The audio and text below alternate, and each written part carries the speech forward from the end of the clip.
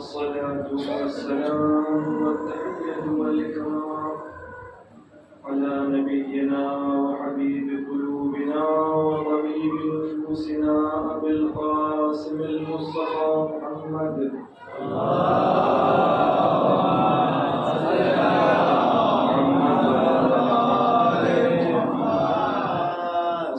والسلام على أهل بيته الطيبين الطاهرين المعصومين المنتجبين لا سيما بقية الله في الأرضين الحجة الثاني عشر المهدي المنتظر روحي وأرواح العالمين الكرام مقدمه الفداء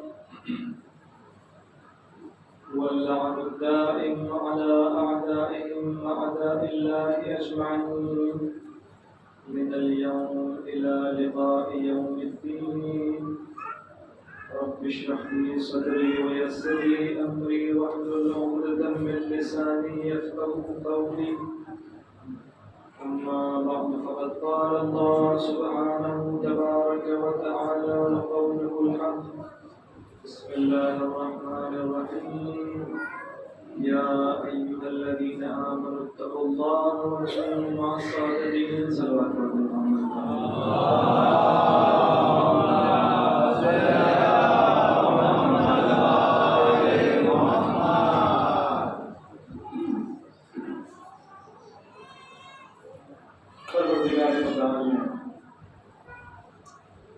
انسانوں کے سامنے ایک ہدف رکھا ہے اور وہ ہدف اپنی ذات کو قرار دیا ہے. اسی لیے ہم تمام اعمال کو قربتاً الی اللہ کی نیت سے انجام دیتے ہیں کہ یہ عمل ہمیں خدا کے جوار تک پہنچائے. لیکن یہ اتنی بلند پروازی ہے کہ ممکن ہے انسان اتنی اونچی اڑان نہ اڑ سکے. ہدف بہت بڑا دیا گیا ہے، ممکن ہے انسان وہاں تک نہ پہنچ سکے.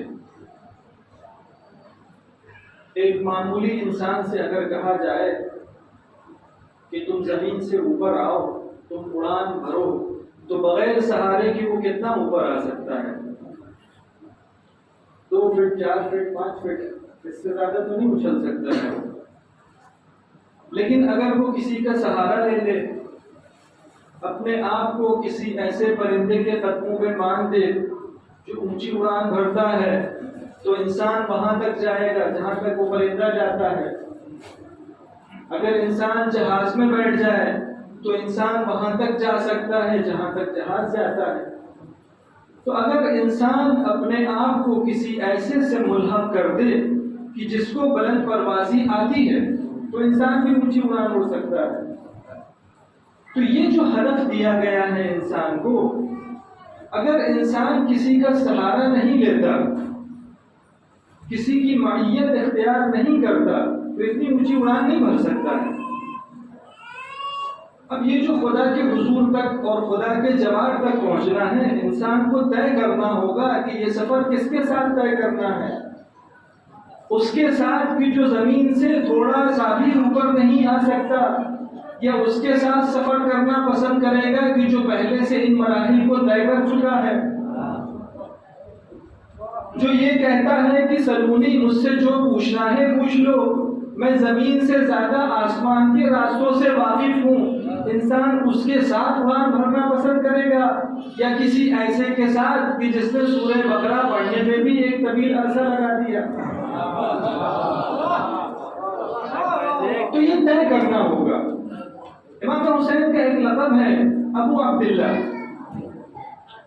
کہ یہ جب سفر ہم کر رہے ہیں تو اس میں کسی ایسے کی قیادت ضروری ہے کہ جو مقام عصمت پہ فائز ہو، ان مراحل کو پہلے طے کر چکا ہو، ان راستوں کو دیکھ چکا ہو.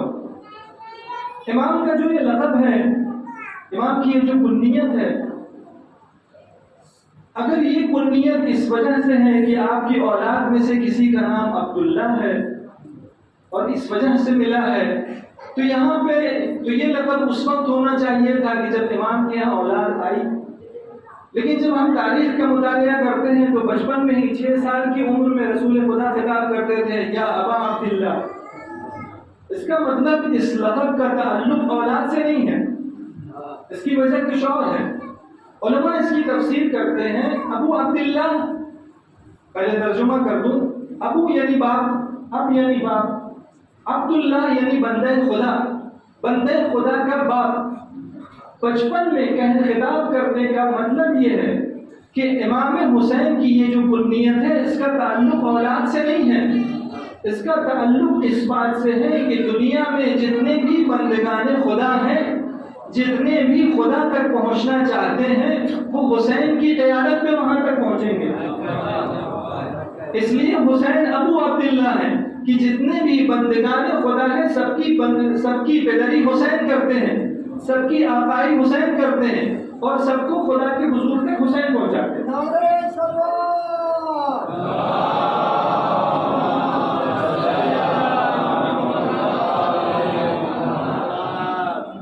اب دیکھیں یہ دنیا کا قانون ہے، البتہ یہ ایک مستقل عنوان ہے کہ دنیا کی ہر چیز اس ہدف تک پہنچ رہی ہے، معراج تک پہنچ رہی ہے. حتیٰ کہ نباتات اور جمادات بھی، وہ بھی کسی نہ کسی ذریعے سے، کسی نہ کسی راستے سے ترقی کر رہے ہیں. مثلا ایک نمونہ دیکھیں، ایک شخصیت ہے شیخ رحیم ارباب. وہ ایک بار ہری سبزی جو ہوتی ہے، دھنیا اور پودینہ اس طرح کی سبزی، وہ توڑ رہے تھے. تو وہ ایک ایک پتی بڑی نزاکت سے توڑ توڑ کے الگ کر رہے تھے. تو کسی نے کہا ایسے کیوں کر رہے ہیں آپ، ایک بار ڈنڈل کو کھینچیے، پتیاں ٹوٹ جائیں گی. تو انہوں نے کہا نہیں، اگر کوئی پتی چھوٹ گئی تو، کیونکہ خدا نے چیزوں کو خلق اس لیے کیا ہے کہ کسی ماخوف کے ضمن میں وہ ترقی کرے. خدا نے اسے اس لیے خلق کیا ہے کہ یہ کسی بندے مومن کے بدن کا حصہ ہو کر وہ خدا کی بندگی تک پہنچے. اگر کوئی پتی چھوٹ گئی اور اس نے قیامت کے دن شکایت کر دی کہ خدایا تو نے مجھے خلق کیا تھا،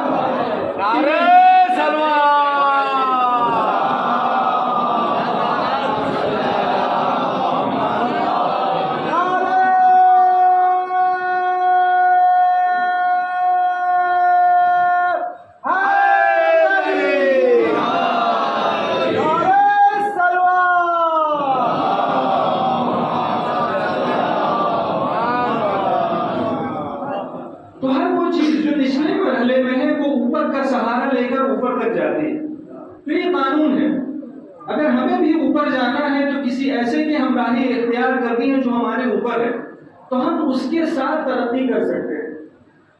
اب یہ جو معیت اور یہ جو سفر ہم کو امام معصوم کے ساتھ طے کرنا ہے، دو ہی طریقہ ہے کہ خدا کے حضور تک پہنچنا ہے، یا تو آپ خود معصوم بن جائیے، تو وہ تو پہلے سے محصور ہے اور طے ہے کہ کون معصوم ہے. تو جب معصوم نہیں بن سکتے تو پھر معصوم کے ساتھ یہ سفر کرنا ہے. لیکن پچھلی مجلس میں عرض کیا کہ جب اپنے آپ کو معصوم کے سپرد کرنا ہے اور اس معصوم کے ساتھ یہ سفر کرنا ہے تو اس میں سب سے بڑی مشکل خود انسان ہے، انسان کی انا ہے، انسان کی میں ہے. اگر یہ میں اور جب تک انسان اپنے آپ کو دیکھ رہا ہے تب تک اس معصوم کے ساتھ سفر نہیں کر سکتا. اس خول سے جب تک باہر نہیں آتا اور اپنے آپ کو معصوم کے حوالے نہیں کرتا تب تک ترقی نہیں کر سکتا.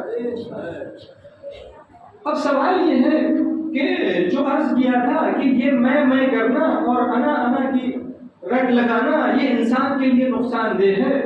تو ایک سوال یہ ہے کہ کیا ہمیشہ میں کرنا برا ہے؟ اس کا جواب میں عرض کروں گا، لیکن دو سوال آپ سے ہے، آپ تھوڑا میرا ساتھ دیجیے. ایک سوال یہ ہے کہ اگر مجمع سے پوچھا جائے کہ کون علی جیسا بننا چاہتا ہے تو ہمارا مجمع کیا جواب دے گا؟ سبھی کہیں گے آئیں اسی لیے ہے.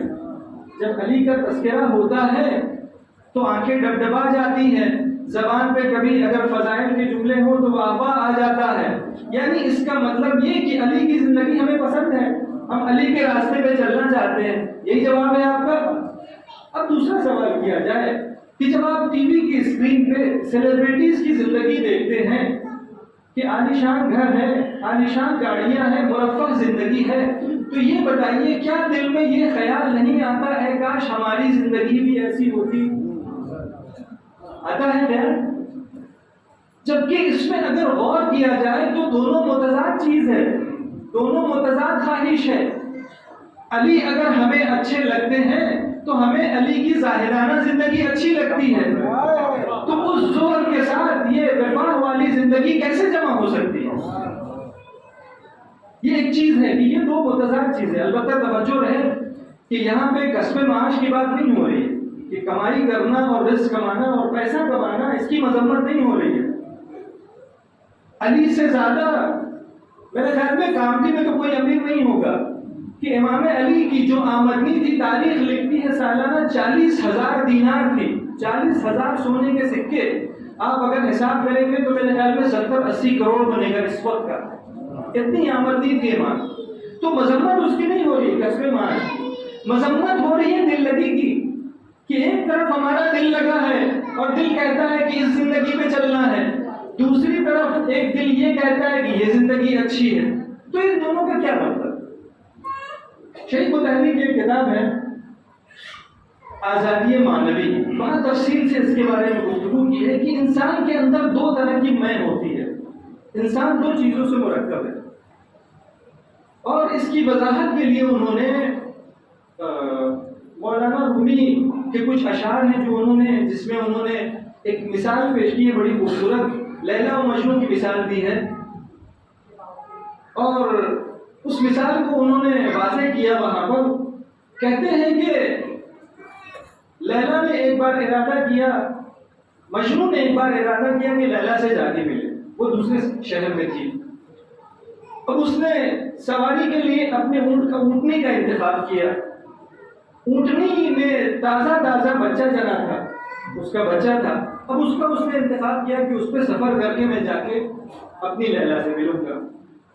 اب جب اس میں سوار ہوا اور اسے ہانکتا رہا کہ میں جلدی سے لیلا تک پہنچ جاؤں، پھر تھوڑی دیر کے بعد وہ اپنی دھن میں گم ہو جاتا تھا، لیلا کے خیالات میں گم ہو جاتا تھا۔ جب ہوش میں آتا تھا تو دیکھتا تھا دوبارہ اپنے دروازے پہ کھڑا ہو۔ پھر اس کے بعد جو ہے، کیونکہ جس اونٹنی پر وہ سوار ہے اس کا دل گھر کی طرف لگا ہے، وہاں اس کا بچہ ہے۔ اب پھر دوبارہ اسے تیار کر کے اور سفر کے لیے آمادہ ہوتا ہے، اسے ہانکتا ہوا چلتا ہے، تھوڑی دیر کے بعد پھر وہ لیلا کے خیالات اور اس کی یادوں میں گم ہو جاتا ہے۔ اب پھر جب ہوش میں آتا ہے دوبارہ تو پھر اپنے گھر پہ پاتا ہے۔ یہ سلسلہ 2-3 بار چلتا رہا، بڑی خوبصورت مثال ہے۔ یہ سلسلہ 2-3 بار چلتا رہا، پھر آخر میں وہ فیصلہ کرتا ہے کہ اس اونٹنی کے ساتھ میں لیلا تک نہیں پہنچ سکتا۔ لیلا سے خطاب کرتا ہے کہ تمہارا معشوق یہاں پہ ہے، تمہارا دل یہاں لگا ہوا ہے، میرا معشوق وہاں ہے، میرا دل وہاں لگا ہوا ہے۔ جب دونوں کا ہدف الگ الگ ہے تو دونوں ایک راستے کے مسافر نہیں ہو سکتے۔ تو اسی طرح انسان کے اندر یہ دو میں ہیں، ایک کس ڈائریکشن میں لے جاتا ہے، ایک مخالف ڈائریکشن، یہ دونوں ایک ساتھ جمع نہیں ہو سکتے۔ اب دیکھیں، تھوڑا سا اپنا بھی جائزہ لینے کی ضرورت ہے کہ جب ہم مجلسوں میں آتے ہیں اور جب ظہور علی کا تذکرہ ہوتا ہے، جب یہ تذکرہ ہوتا ہے کہ علی اپنے گھٹنوں سے جو کی روٹیاں توڑا کرتے تھے، جب یہ گفتگو ہوتی ہے کہ علی یتیموں اور مسکینوں سے محبت کرتے تھے، ان کے ساتھ زمین پہ بیٹھتے تھے، جب ہم یہ تذکرہ کرتے ہیں کہ علی جب بیت المال کا حساب کر رہے ہوتے ہیں، پھر جب کوئی خصوصی گفتگو کرنے آتا ہے تو اس شمع کو علی بجھا دیتے ہیں یہ کہہ کر کہ یہ بیت المال کے پیسے کی ہے اور تم مجھ سے جو بات کر رہے ہو یہ خصوصی گفتگو ہے۔ جب اس طرح کا تذکرہ آتا ہے اور جب ہم یہ تذکرہ کرتے ہیں کہ امام حسین کربلا میں شہید ہونے کے لیے، کہ جو ایک طرح سے غیر اختیاری عمل ہے کیونکہ دوسرا قتل کر رہا ہے، وہاں کے لیے بھی امام اس زمین کو خریدتے ہیں، اس حد تک رعایت کرتے ہیں۔ تو جب ان ساری چیزوں کا تذکرہ کرتے ہیں اور ہمیں اچھا لگتا ہے تو کیا ہمیں اپنا جائزہ لینے کی ضرورت نہیں کہ ہم اس پہ کتنا چلتے ہیں؟ مالی حساب کتاب زمین اور پراپرٹی کا اگر ہم بیٹھ کر دقیق طرح سے جائزہ لیں تو بہت ساری چیزوں میں ہماری گڑبڑی نکلے گی۔ میراث کے تعلق سے دیکھیے، یعنی یہ بات کئی بار مجھ تک پہنچی ہے کہ میراث کے تعلق سے صحیح تقسیم نہیں ہوتی، شرعی تقسیم۔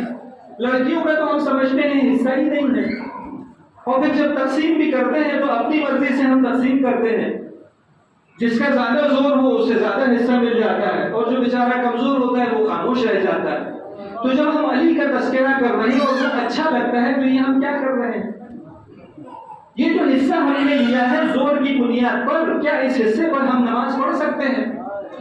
پھر مکانات کی تعمیر میں دیکھیے کہ اس میں بھی سلسلہ اس طرح ہوتا ہے کہ گھر ایسی جگہ بنے جہاں ذرا سا گنجائش ہو، تھوڑا سا ادھر سے تھوڑا سا ادھر سے۔ یہ کیا اس سے مناسبت رکھتا ہے؟ یہ امام علی اور اہل بیت کی زندگی سے یہ چیز سازگاری رکھتی ہے؟ کس راستے پر ہم چل رہے ہیں؟ کس میں کی ضرورت کو ہم پورا کر رہے ہیں؟ وہ میں جو ہم کو علی کی طرف لے جاتی ہے اس کی خواہش کو پورا کر رہے ہیں، یا وہ میں جو ہمیں دنیا کی طرف لے جاتی ہے اس کی خواہش پوری کر رہے ہیں؟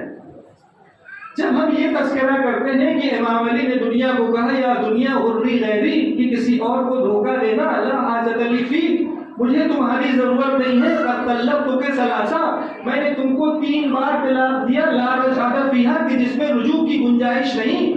تو جو فرش ازا پہ آ کے علی کا تذکرہ سنتا ہے اور پھر خوش ہو کر نعرے حیدری لگاتا ہے، تو کیا اس کے لیے زیب دیتا ہے کہ اس دنیا سے دل لگائے کہ جس کی علی نے مذمت کی؟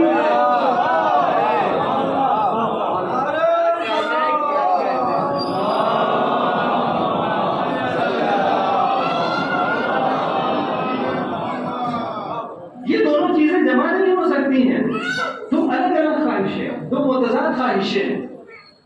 دل لگی کا یہ عالم ہے کہ اگر ہم نے کوئی گاڑی خرید لی، اسکوٹی خرید لی، اور اگر باہر پارک کر دی تو رات پر صاحب نیند نہیں آتی، وہ کوئی پتھر نہ مار دے، کوئی شیشہ نہ توڑ دے، کوئی نقصان نہ پہنچا دے۔ یہ کیا ہے؟ یعنی حد سے زیادہ دل لگا ہوا ہے۔ خریدنا برا نہیں ہے، برا اس سے دل لگنا ہے۔ دو چیزیں جمع نہیں ہو سکتی۔ ایک شخص امام علی علیہ السلام کی خدمت میں آیا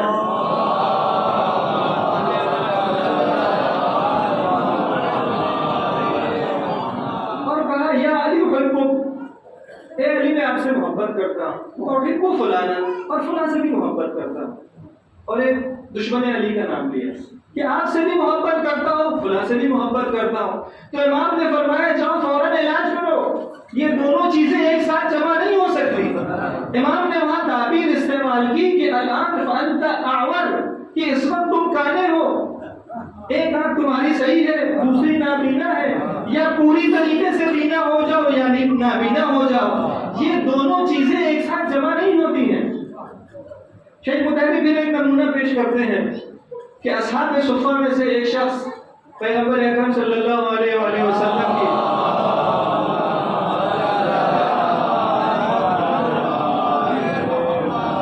خدمت میں آیا اور کہا یا رسول اللہ، اب یہ اصحاب صفہ آپ جانتے ہیں کہ یہ نادار لوگ تھے جو مدینے کے رہنے والے نہیں تھے، دوسری جگہ سے آئے تھے، ان کے پاس مدینے میں گھر نہیں تھا، تو رسول خدا نے مسجد میں جگہ دی تھی۔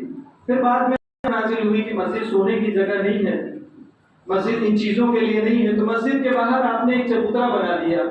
یہ لوگ پھر وہاں زندگی گزارتے تھے کہ بعد میں ان میں بڑے بڑے اصحاب پیدا ہوئے۔ تو ایک صحابی آیا اور کہا یا رسول اللہ، میرے نزدیک پتھر اور سونا اس وقت برابر ہے، نہیں یہ کہ دونوں کا استعمال ایک جیسا ہے کہ سونے کو میں ویسے ہی استعمال کروں جیسے پتھر، مطلب یہ ہے کہ سونا اور پتھر میرے نزدیک بالکل برابر ہے، یعنی دونوں مجھے ایک طرح سے اٹریکٹ کرتے ہیں، میرے لیے سونے چاندی میں کوئی جاذبہ نہیں ہے۔ دیکھیں ابھی ہوتا یہ ہے کہ گاڑی ہم خریدتے ہیں، بائک ہم خریدتے ہیں، ہمیں لگتا ہے کہ ہم گاڑی پر سوار ہو رہے ہیں، لیکن جو ہماری دل لگی ہوتی ہے اگر آپ تحلیل کریں تو لگے گا وہ گاڑی ہمارے اوپر سوار ہے۔ کیوں؟ کیونکہ اس نے ہم کو جکڑا ہوا ہے، سارا ذہن اور خیال، سارا گمان اور سارا تصور ادھر لگا ہوتا ہے کہ کہیں گاڑی کو نقصان نہ پہنچے، یعنی ہم اس کے اسیر ہوتے ہیں، اس کا تصور ہمارے وجود پر سوار ہوتا ہے۔ تو جب اس نے کہا یا رسول اللہ دونوں میرے نزدیک برابر ہیں، تو رسول خدا نے فرمایا اذن انت صرت حرا، اگر ایسا ہے کہ یہ دونوں چیزیں تمہیں اٹریکٹ نہیں کرتی، تمہاری نظر میں دونوں برابر ہیں، تو پھر تم اب آزاد ہو، کیونکہ یہ چیزیں تمہیں اسیر نہیں بنا رہی ہیں، تم آزاد ہو۔ کیونکہ انسان اگر ان چیزوں میں کھویا رہے تو در حقیقت ان کا غلام ہے، ان کا اسیر ہے، تو اس اسیری سے نکلنے کی ضرورت ہے کہ اس میں انسان غلام نہ ہو۔ تو یہاں تک ہم پر پہنچے کہ انسان کی دو متضاد خواہشیں ہیں، ایک دوسرے ڈائریکشن میں لے جاتی ہے اور ایک اس کے مخالف جہت میں، اور یہ دونوں چیزیں ایک ساتھ جمع نہیں ہو سکتی، یہ متضاد خواہشیں۔ اب یہ متضاد خواہشیں آتی کہاں سے ہیں؟ آتی یہاں سے ہیں کہ انسان کے اندر دو میں ہے۔ اب اس پر انہوں نے کئی دلیلیں قائم کی ہیں، ایک دلیل میں پیش کروں، ایک درود پڑھیں محمد والے۔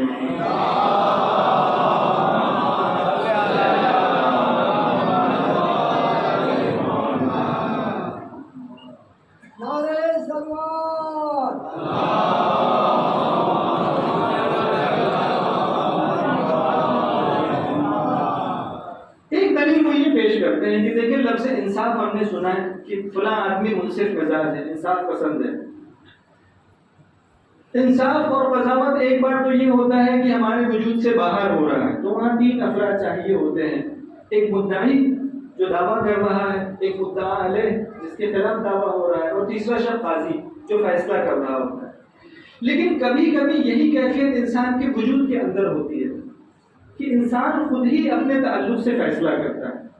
مثلا دیکھیں، انہوں نے یہ سٹوری نقل کی کہ ایک شخصیت ہے سید حسین کوکمری، بڑی شخصیت ہے، یہ نجف کی بڑے علماء میں سے ہیں کہ اس وقت کی جو بڑی شخصیت تھی ان کے بعد ان کا سب سے بڑا درس ہوتا تھا، سب سے بڑی ان کی کلاس ہوتی تھی کہ جس میں بڑی تعداد میں لوگ شرکت کرتے تھے۔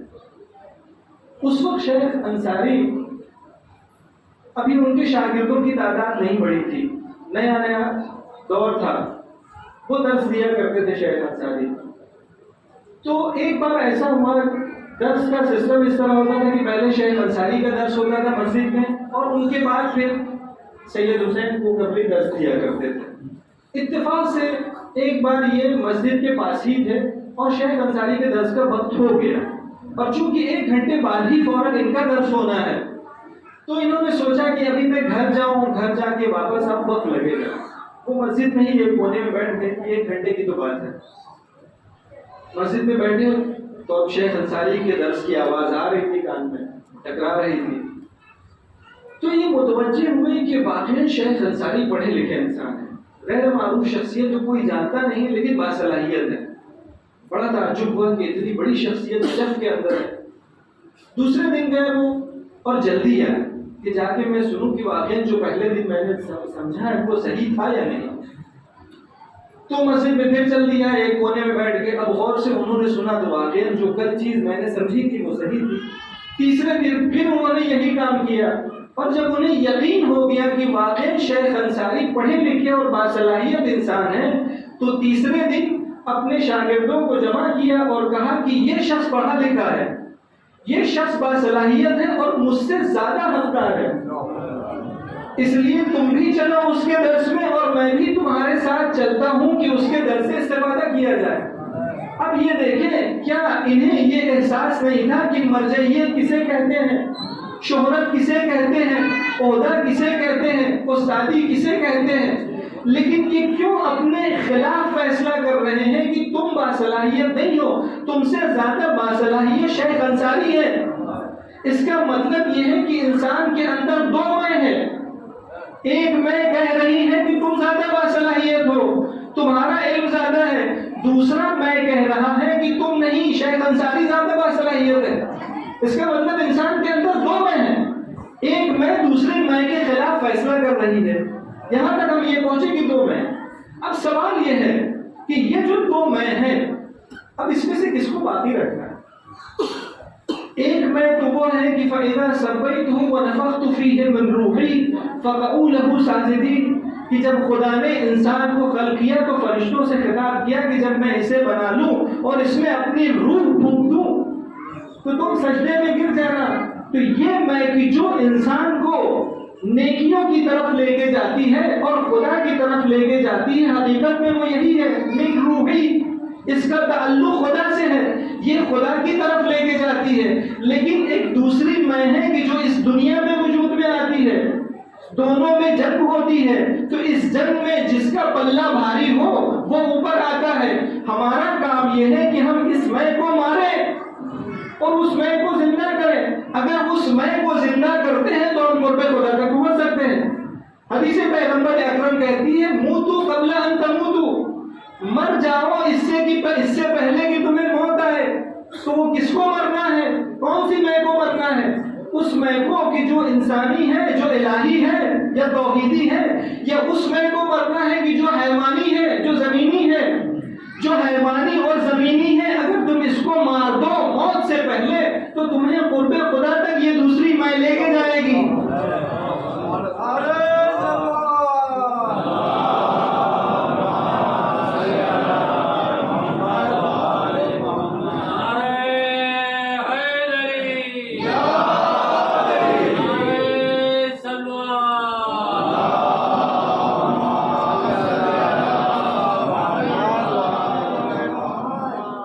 خدا وحدہ لا شریک ہے، خدا جہاں رہتا ہے وہاں کسی اور کا رہنا پسند نہیں کرتا۔ لا شریک کا مطلب یہ شریک پسند نہیں کرتا۔ اب خدا کہاں رہتا ہے؟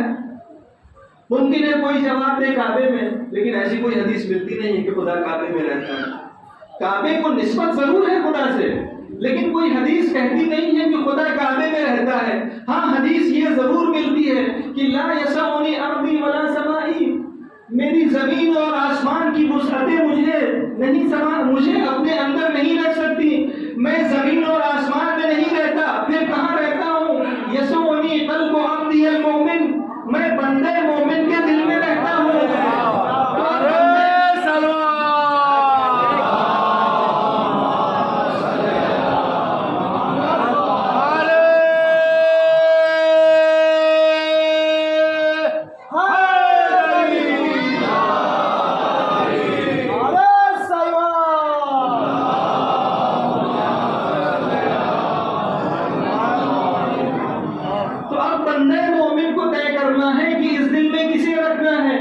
اگر خدا کو رکھنا ہے تو خدا کہتا ہے میرے ساتھ وہی سازگار ہے کہ جسے میں نے کہا من روحی، وہی رہ سکتی ہے کیونکہ وہ میری جن سے ہے، لیکن جو دوسری میں ہے وہ مجھ سے سازگاری نہیں رکھتی۔ اس سے جب تک تم خدا حافظی نہیں کرتے تو میں اپنے ساتھ کسی اور کو برداشت نہیں کرتا، کیونکہ میں وحدہ لا شریک ہوں۔ تو تم فیصلہ کرو کسے اپنے دل میں رکھو گے، مجھے رکھو گے یا دوسری میں کو رکھو گے؟ یہ انسان کو طے کرنا پڑے گا۔ اب یہاں جب یہ کعبے کی بات آئی ہے کہ خدا کعبے میں نہیں رہتا، خدا بندے مومن کے دل میں رہتا ہے، تو عظمت دیکھیے۔ اور تھوڑا سا ہم اپنے معاشرے میں جن لوگوں کے ساتھ، جن مومنین کے ساتھ اٹھتے بیٹھتے ہیں، ان کے تعلق سے تھوڑا سا ایک ہمارے زاویہ دید میں فرق ہے، اس لیے عرض کر رہا ہوں کہ کعبے کا کتنا احترام آپ توہین کر سکتے ہیں، کر کے دیکھیے کتنے فتوے آئیں گے، کیسی کیسی پھر سزائیں ملیں گی۔ کعبے کی توہین نہیں کر سکتے۔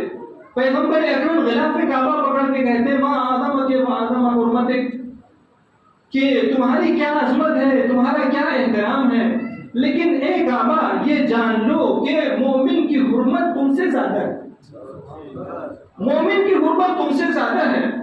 کیوں؟ لأن اللہ حرم منک واحدہ، خدا نے تمہاری نسبت سے صرف ایک چیز کو حرام کیا ہے، وہ یہ کہ تمہارے حدود پہ جنگ نہیں کر سکتے، قتال نہیں کر سکتے، لیکن حرم من المؤمن ثلاثہ، مومن کے تعلق سے تین چیز حرام کی گئی ہے، دمہ ومالہ وان یظن بہ ظن السوء، مومن کا خون محترم ہے، مومن کا مال محترم ہے، مومن کے تعلق سے بدگمانی نہیں کی جا سکتی۔ تین جہت سے مومن کا احترام ہے اور تمہارا احترام صرف ایک جہت سے ہے۔ تو اب انصاف سے بتائیے کہ آپ کعبے کی توہین نہیں کر سکتے، اگر آپ نے کعبے کی توہین کر دی تو دنیا آپ کے خلاف کھڑی ہو جائے گی، تو مومن کی کیسے توہین کر سکتے ہیں؟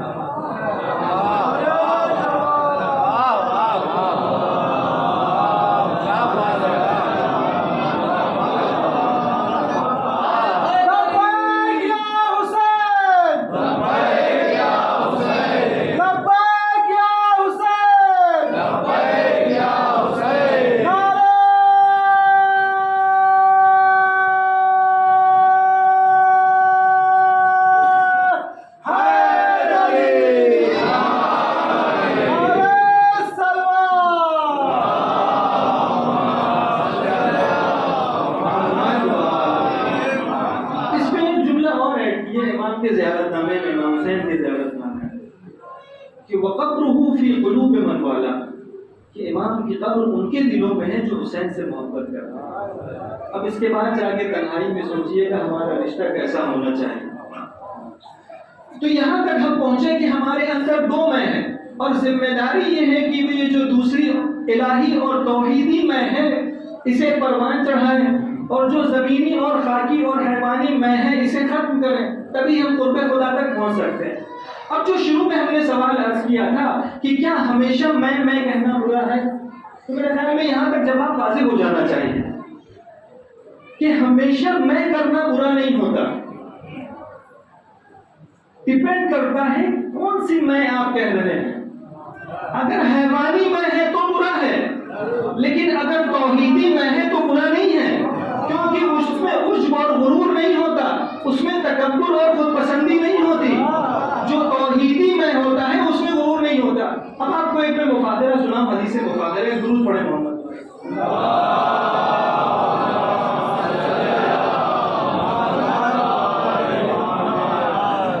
پیغمبر اکرم اور امام علی دونوں ایک ساتھ بیٹھے ہوئے تھے کہ اتنے میں امام حسین دوڑتے ہوئے آئے، رسول خدا نے آغوش میں اٹھایا اور محبت سے پیش آنے لگے۔ تو مولا کائنات نے پوچھا یا رسول اللہ آپ میرے بیٹے سے محبت کرتے ہیں؟ تو فرمایا کیف لا احبہ وهو عصب من اعضائي، میں کیوں محبت نہ کروں، وہ میرا حصہ ہے۔ یہ جواب دیا۔ تو امام علی نے پوچھا کہ آپ کے نزدیک کون زیادہ محبوب ہے؟ سب سوال ہے نا، میں یا حسین؟ تو رسول خدا کے جواب دینے سے پہلے امام حسین نے فرمایا کہ جس کا مرتبہ زیادہ ہے وہ رسول خدا کے نزدیک زیادہ محبوب ہے۔ تو امام علی نے کہا چلو مفاخرہ کرتے ہیں، اپنے فضائل بیان کرتے ہیں، دیکھتے ہیں کس کا مرتبہ زیادہ ہے، تاکہ یہ طے ہو کون رسول خدا سے زیادہ محبوب۔ مشہور حدیث ہے۔ اب امام علی نے اپنے فضائل شروع کیے۔ امام نے اپنے فضائل بنائے کہ میں رسول خدا کا ناصر و مددگار، میں رسول خدا کا قرضہ ادا کرنے والا، میں لسان الصادقین، میں سچوں کی زبان ہوں، میں علم خدا کا خزینہ دار ہوں، میں مبلغ سورہ براءت ہوں، میں باب علم نبی ہوں، میں خدا کی مضبوط رسی ہوں، میں وہ ہوں کہ جس کے لیے میدان غدیر خم میں 1.25 لاکھ مجمع کو روک کر اعلان ہوا من کنت مولا فہذا علی مولا۔ پھر آیت نازل ہوئی کہ الیوم اکملت لکم دینکم واتممت علیکم نعمتی ورضیت لکم الاسلام دینا۔ میں وہ ہوں کہ جس کے لیے یہ قصیدہ آیا لا فتح الا علی لا سیف الا ذوالفقار۔ میں وہ ہوں کہ جس نے حالت رکوع میں صدقہ دیا۔ میں وہ ہوں جو مومنین کی نماز ہوں، میں ہی حی علی الصلاح ہوں، میں ہی حی علی الفلاح ہوں، میں ہی حی علی خیر العمل ہوں۔ میں کہوں گا یا رسول اللہ آپ کی بارگاہ میں اتنی میں ہو رہی ہے اور آپ ٹوک نہیں رہے ہیں۔ تو رسول خدا نے امام حسین سے خطاب کیا بیٹا تم نے سنا تمہارے بابا نے کیا کیا فضائل بتائے، اب تم اپنی فضائل بتاؤ۔ تو وہاں پہ پہلے تو امام نے شکریہ ادا کیا کہ خدا کا شکر ہے کہ جس نے ہمیں تمام مخلوقات پر برتری دی، برتری کی بات۔ اب امام نے اپنے فضائل شروع کیے، فرمایا میرا نانا رسول خدا، میرے بابا علی مرتضیٰ،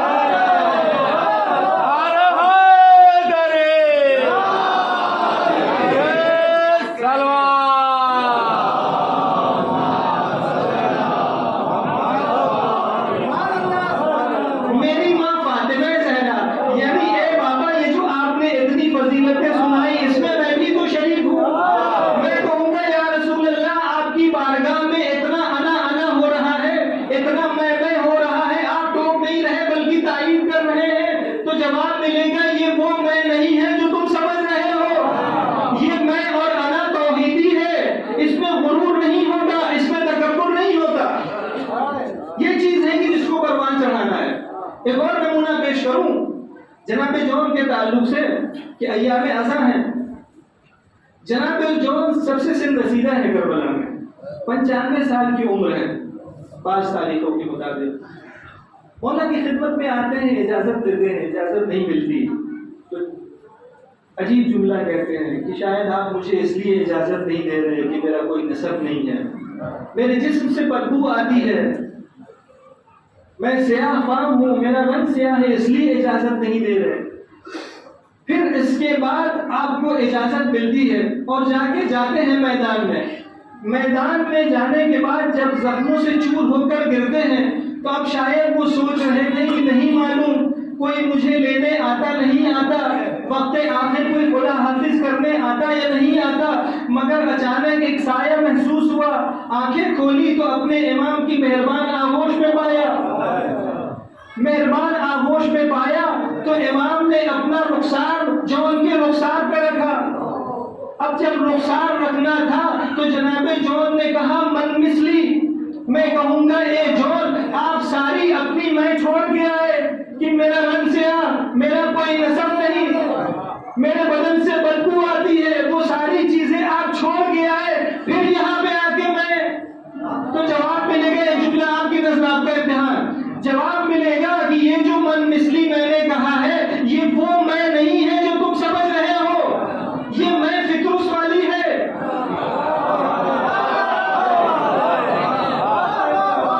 جب فکرس گہوارے حسین سے بس ہو کر شفا پا کے چلا تو کہا من مثلی کون ہے جو میرے جیسا ہے، اور مقابلہ کر لو انا عتیق الحسین، مجھے حسین نے شفا عطا کی ہے، یہ وہ والا میں ہے، من مثلی کون ہے میرے جیسا۔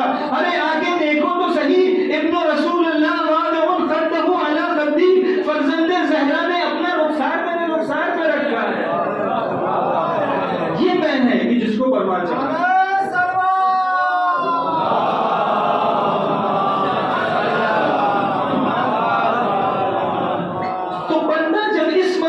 پہنچتا ہے خدا کے قرب تک پہنچتا ہے اور اپنی اس میں کو ختم کرتا ہے جو زمینی ہے، تو اس منزل تک پہنچتا ہے کہ حدیث قدسی کہتی ہے کہ جب بندہ قرب نوافل کے ذریعے مجھ تک پہنچتا ہے تو احببتہ، میں اس سے محبت کرتا ہوں، وَإِذَا أَحْبَبْتُهُ، اور جب میں اس سے محبت کرتا ہوں، كُنْتُ سَمْعُهُ الَّذِي يَسْمَعُ بِهِ، میں اس کے کان بن جاتا ہوں جس سے وہ سنتا ہے، وَبَصَرُهُ الَّذِي يُبْصِرُ بِهِ، اس کی بینائی بن جاتا ہوں جس سے دیکھتا ہے، وَلِسَانُهُ الَّذِي يَنطِقُ بِهِ، اور اس کی زبان بن جاتا ہوں جس سے وہ گفتگو کرتا ہے، وَيَدُهُ الَّذِي يَبْطِشُ بِهَا، اور میں اس کے ہاتھ بن جاتا ہوں۔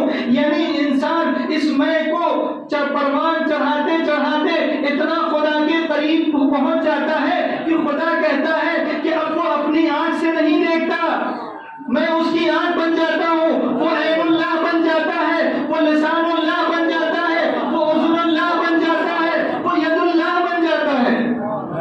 یہ میں جب اس حد تک قریب پہنچتی ہے تو خدا اس کے سارے عزم میں تبدیل ہو جاتا ہے۔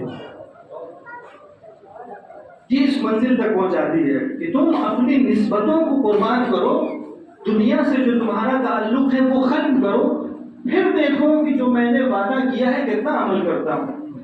امام حسین کربلا میں آئے، اپنی ساری نسبتیں قربان کی، بیٹا دیا، بھتیجا دیا، بھائی دیا، سب کچھ دیا، ساری نسبتیں قربان کی، تو ادھر سے جواب آیا کہ تم نے ساری نسبتوں کو قربان کیا، اب تم دیکھو کہ تم سے جتنی چیز نسبت رکھے گی اسے میں کتنا بڑا بناتا ہوں۔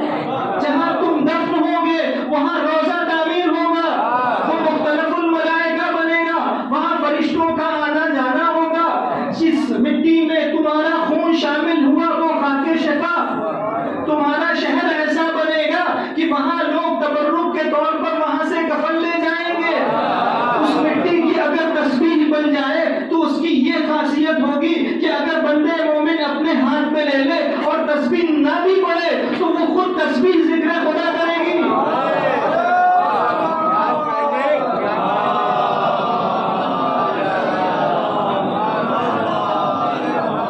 جہاں تمہارا تذکرہ ہو وہ فرش عزا، وہ عزا خانہ، جو تم سے نسبت رکھے وہ عزادار، اور صرف تمہارا ہی کیا بلکہ وہ عزادار جو تم سے منسوب ہو جائے اس کی ایک ایک ادا پہ جنت نثار، روئے تو جنت، رلائے تو جنت، تباکی کرے تو جنت۔ ارے یہی کیا اگر عزادار سے سانس لے تو وہ سانس تسبیح کہلائے گی۔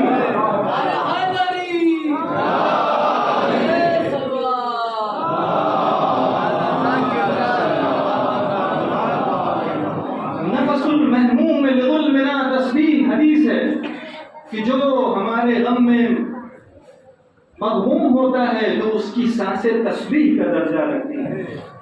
تو یہ بندہ اس مرحلے تک پہنچتا ہے کہ جب اپنی میں کو فنا کرتا ہے اور توحیدی میں کو پروان چڑھاتا ہے اور اپنے معشوق میں فنا ہوتا ہے، تو اس مرحلے تک پہنچتا ہے کہ خدا اس سے نسبت رکھنے والی ہر چیز کو محترم بنا دیتا ہے۔ اور اہل بیت نے اس فرش ادا کے ذریعے سے جو سبق ہم تک پہنچایا ہے اور جو رشتہ ہم سے جوڑا ہے وہ اسی سن کا ہے، اتنا مضبوط رشتہ ہے کہ یہ رشتہ ٹوٹتا نہیں ہے۔ کربلا میں امام جب وقت آخر رخصت ہوئے ہیں اور میدان کی طرف گئے ہیں، جبکہ سب شہید ہو چکے ہیں، ایک ایک صحابی کا نام لیتے ہیں اور پکارتے ہیں، ایک ایک صحابی کو یاد کرتے ہیں اور کہتے ہیں لا عیش بعد ہؤلاء الفتیہ، کہ ان جوانوں کے بعد اب زندگی کا کوئی لطف نہیں، وہ جا چکے ہیں، یہ اس دنیا سے گزر گئے، اب نہیں آنے والے۔ لیکن جواب ملے گا انہوں نے جیسی دلبری کی ہے، انہوں نے جیسا رشتہ بنایا ہے، انہوں نے جس طرح سے اپنے آپ کو میرے وجود میں فنا کیا ہے، تو اب میں بھی ان کے بغیر نہیں رہ سکتا۔ لا عیش بعد ہؤلاء الفتیہ، ان جوانوں کے بعد اب زندگی کا لطف ہی نہیں۔ اور تعبیر دیکھیں کتنی خوبصورت، لفظ فتیہ استعمال کیا، فتیہ یعنی جوان۔ میں کہوں گا مولا ان میں سے رسیدہ افراد بھی ہیں، جناب حبیب بھی ہیں، جناب بریر ہیں، جناب جان ہے، پھر بھی آپ کہہ رہے ہیں فتیہ، کہ ان جوانوں کے بغیر زندگی کا کوئی لطف نہیں۔ جوان کیوں کہہ رہے ہیں؟ جواب ملے گا کہ عاشق کبھی بوڑھا نہیں ہوتا۔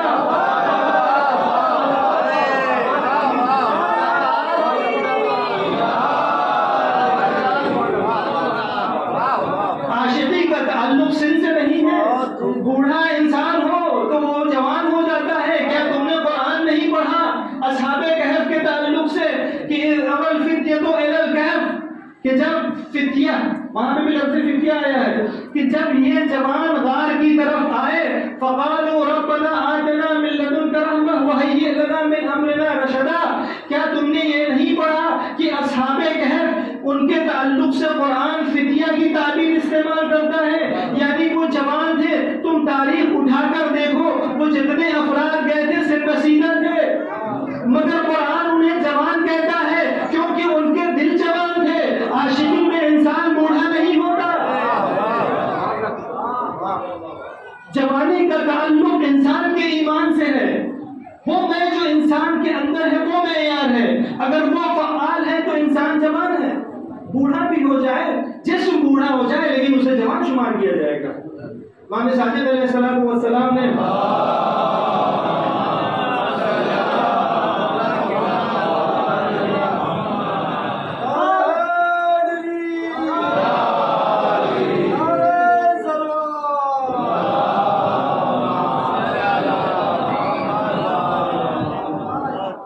اپنے اصحاب سے پوچھا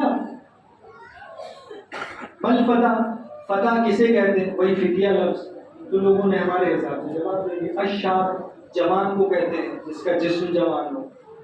تو امام نے ایک لفظ میں تعریف کی کہ الفتح المؤمن، فتح وہ ہوتا ہے جو صاحب ایمان ہو، یعنی جوانی کا تعلق ایمان سے ہے، جسم سے نہیں ہے۔ پھر امام نے فرمایا کہ اصحاب کہف کانوا شیوخا، وہ بوڑھے تھے، سن رسیدہ تھے، لیکن سماہم اللہ فتیہ بایمانہم، لیکن خدا نے انہیں فتیہ کہا، جوان کہا۔ کیوں؟ کیونکہ ان کے پاس ایمان تھا۔ تو جس کے پاس ایمان ہوتا ہے وہ جوان کہلاتا ہے، یعنی جوانی کا براہ راست تعلق ایمان سے ہے۔ اب وہ حدیث کے الحسن والحسین سیدہ شباب اہل جنہ، کہ حسن اور حسین جوانان جنت کے سردار ہیں، یعنی مومنین کے سردار ہیں۔ اب جن لوگوں نے اس مزاج کو سمجھا نہیں کہ جوانی کا مطلب خدا کی نظر میں ایمان ہوتا ہے، اس کا تعلق جسم سے نہیں ہوتا، انہوں نے دھوکہ کھایا، غلطی کر بیٹھے، نتیجے میں چوری پکڑی گئی، حدیث بنا دی بوڑھوں کے سردار۔ بھائی جب جوانی کا مطلب ایمان ہے، یعنی حسن اور حسین صاحبان ایمان کے سردار، تو اب جب یہ سردار بن رہے ہیں تو بچا کون؟ صاحبان ایمان تو سارے اس دائرے میں شامل ہو گئے، تو اب بچا کون؟ یہ اس وقت ہوتا ہے جب انسان اس مزاج کو سمجھے نہیں کہ خدا کی نظر میں جوانی غیر جوانی کا معیار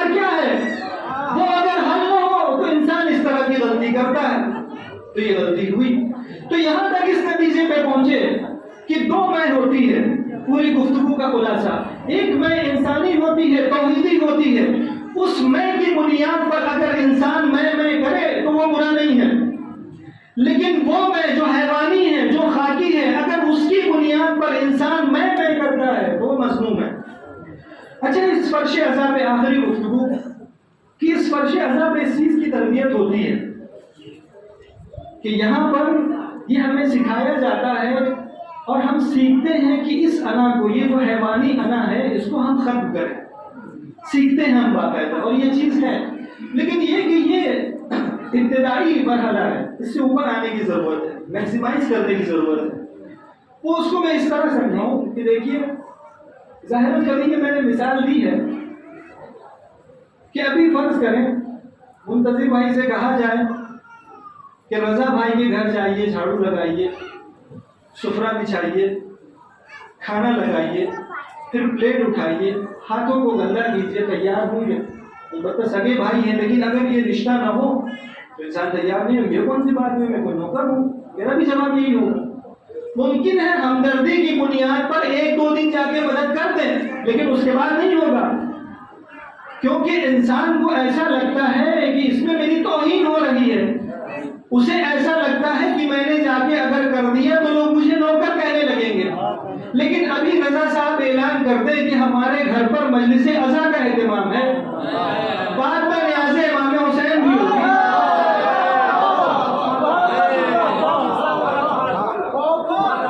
تو ابھی منتظر صاحب بڑے شوق سے جائیں گے، ساتھ میں گھر والوں کو بھی لے کے جائیں گے. اب دسترخوان بھی بچھا رہے ہیں، جھاڑو بھی لگا رہے ہیں، جھوٹی پلیٹیں بھی اٹھا رہے ہیں، ہاتھوں کو گندا بھی کر رہے ہیں. میں کہوں گا پہلے تو آپ کو نوکر کہا جا رہا تھا تو آپ کو برا لگ رہا تھا، اب بھی تو آپ وہی کر رہے ہیں. تو جواب ملے گا یہ نوکری ایسی ہے کہ جو باعث فخر ہے.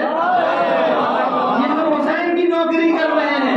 تو یہاں ایک طرح سے تربیت ہو رہی ہے کہ یہاں پہ آ رہے ہو، اپنے آپ کو ہم سے ملحق کرو تو تمہاری یہ انا ٹوٹتی جائے گی.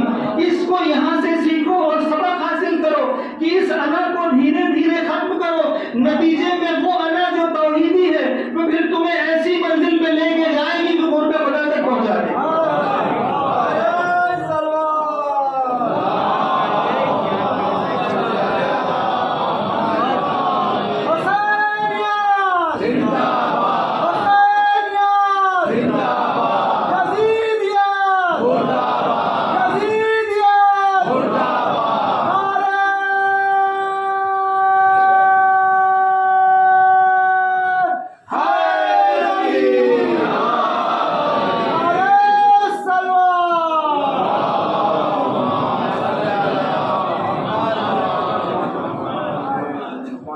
یہ سارا سلسلہ، یہ واقعہ کربلا اور وہ قربانی کا سلسلہ، پھر اس کے بعد فرش عزا کا قائم ہونا، یہ سب اس لیے ہے تاکہ ہماری تربیت ہو.